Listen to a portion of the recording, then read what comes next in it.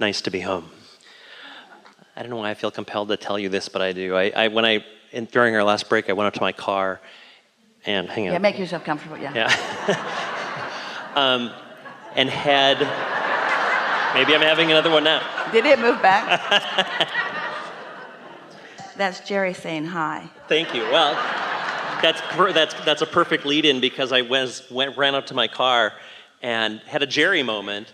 When I was standing in front of my car, all of a sudden, hot water comes spewing out of the street. I was like, and the first thing that came to mind was, hi, Jerry. And I don't know why Jerry would feel the need to do that because I know he's here anyway, but it was just such a positive thing.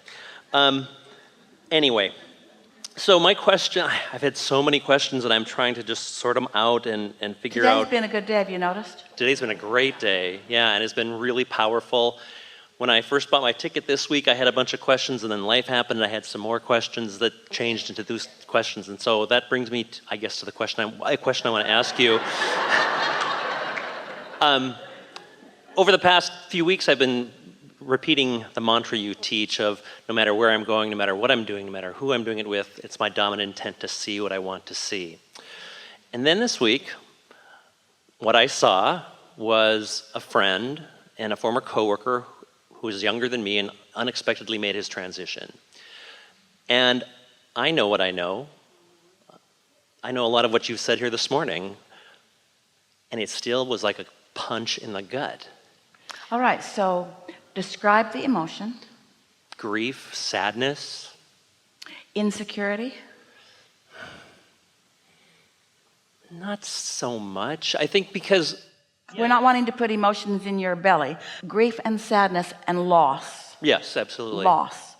So stay there just for a little bit and ponder why a feeling of loss would feel empty. When something feels empty, it's because your inner being's not thinking the thought, because your inner being knows there is no loss of someone who makes their transition. Because as you just demonstrated to us with your experience with Jerry, 2 experiences in the parking lot and then him moving the microphone to say hello, you think he's gone? No. You think there's any loss? No. So maybe you have that experience so that you can activate that question so that life can give you the true answer about it, because words don't teach. Is there really any loss? No.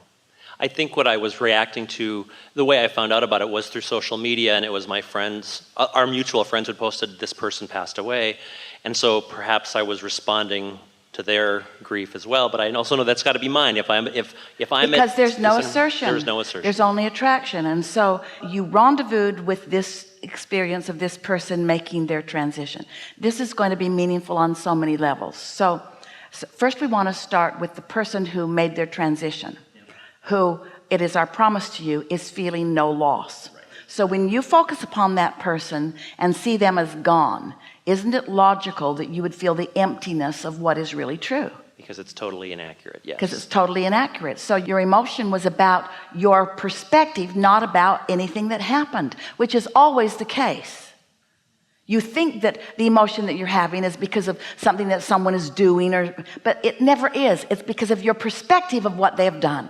Did you hear that? That's the biggest statement that anybody's ever made to you ever. Your emotions are not about what someone else, by your misunderstanding, is asserting to you, because there's nothing that's being asserted.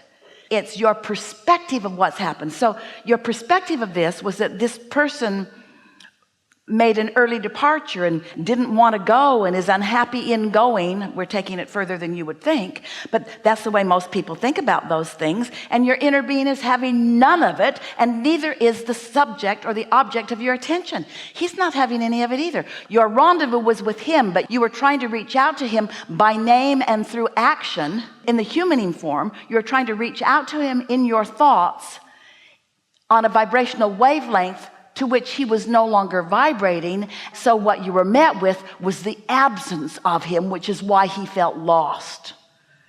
That's the best description of why you feel about death that we've ever offered.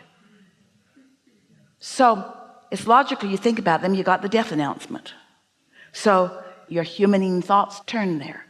But when you offer those humaning, don't ever say that word to anyone, they'll lock you up. when you turn those humaning thoughts toward him, you've rendezvoused with him because of his name and because of the experience of what's happened. He's not rendezvousing with you on those lackful, lost kind of thoughts. So there's no rendezvous, and so you feel the absence. Oh, don't you like knowing that? Yeah, that's perfect. Yeah.